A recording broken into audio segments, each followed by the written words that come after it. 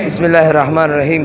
زه ټولو مشرانو ورکرانو سپورټرانو ته ټولو نه سلام کوم او د الحمدلله د اقتضامات شوی دی. موږ ټولو ملګریو ته دا درخواست دی چې څومره ملګري دي ټول د نسیم افریدي ځای ته ځانونه راوستو داود افریدي ځای ته او هر ملګری کوشش وکړو خان صاحب سره ودرېږو، خان صاحب سره جذبات پیدا کړو، خان صاحب سره یو اتحاد پیدا کړو. دا خو نه شوه چې هر ملک ښه جشن را پیدا کړو، بهر ملک ننوي هر ځای کې خان صاحب سره ودرېږو. انشاءالله 17 تاریخ باندې خان صاحب را روان دي. مو هر کس ته دا اراده دی چې هر سړی ودرېږي مو سره انشاءالله. السلام علیکم. زه ارشد خټک پی ټی آی کوهاټ. خان صاحب جلسې حوالې سره ورسته یوې هفتې نه لګاتار کنونشنز او میټینګ شروع دي.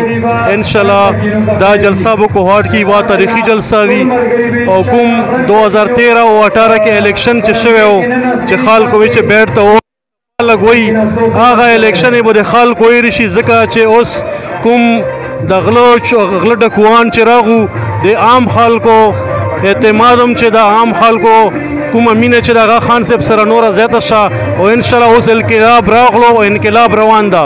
دا د داود شاه پی کې 81 حوالې سره کنونشن ده. داود شاه یو ډېر ښه ورکر ده.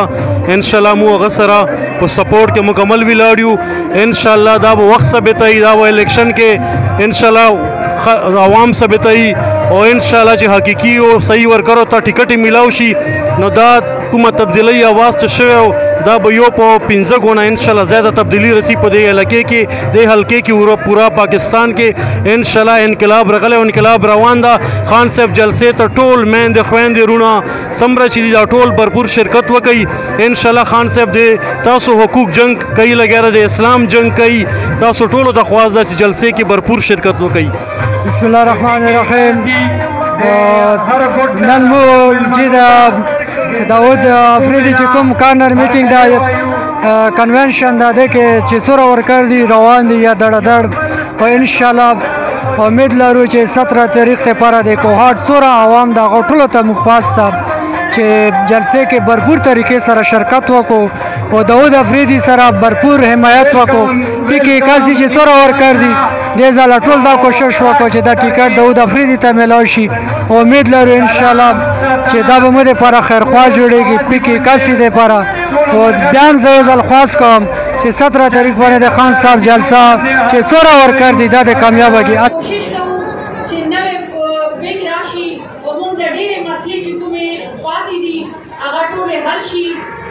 څنګه چې لاجل کې احسان راغو په مې نوې مینه نوې جوش نو داسې کې موږ یو چې دا یو نوې جوش راشي او دا ټولې مسلې حل کړي.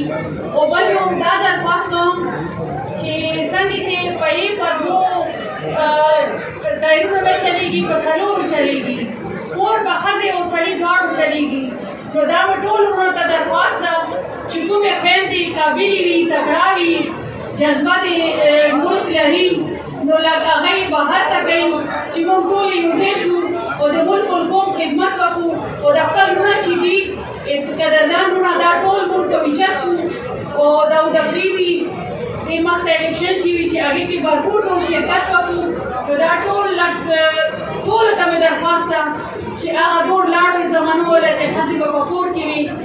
اوس چې کومه ښځه تکړه وي هغه هر یو میدان په ښې طریقې باندې حل کولی شي. ډېره مهرباني شکریہ. السلام علیکم. پی ټی آی کې شخصیت علما جوړ شي پی ټی آی کې ګروپونه جوړ شي خو بیا په پی ټی آی کې اساني سره بربادېږي که نه نو زه نن داود افریدي ډېر به تعریف وکړم چې داود افریدي ډېر زبردست کار وکړو ډېر زبردست پروګرام یې هغه کړی ده ټولې په اتفاق وي. او بله خبره مې دا وکړم چې ټوله ورکران یې چې څوک مانه وړې زه هغو ټولو ته بچی یم او چې کوم چې ما عمره په عمر کې برابر یې هغه ټول جماعتونه یي نو دا یې ما یو نصیحت واورئ چې دا ګروپونه ختم کړئ. بیا پی ټي آی ته څوک شکست نشي ورکولی زموږ په ګروپونو کې شو موږ ته به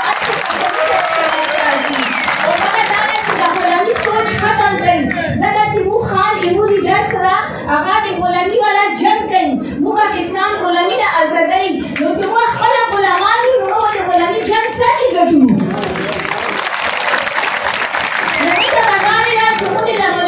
سیاست ختم کو مفاد پرست سیاست ختم کو دا کوم چوران راغلي پارټۍ ته ایدو خلاف مو आवाज پیچت کو سمو ته ټیکټ مې لګېږي او پیراشوټ ته ټیکټ مې لګېږي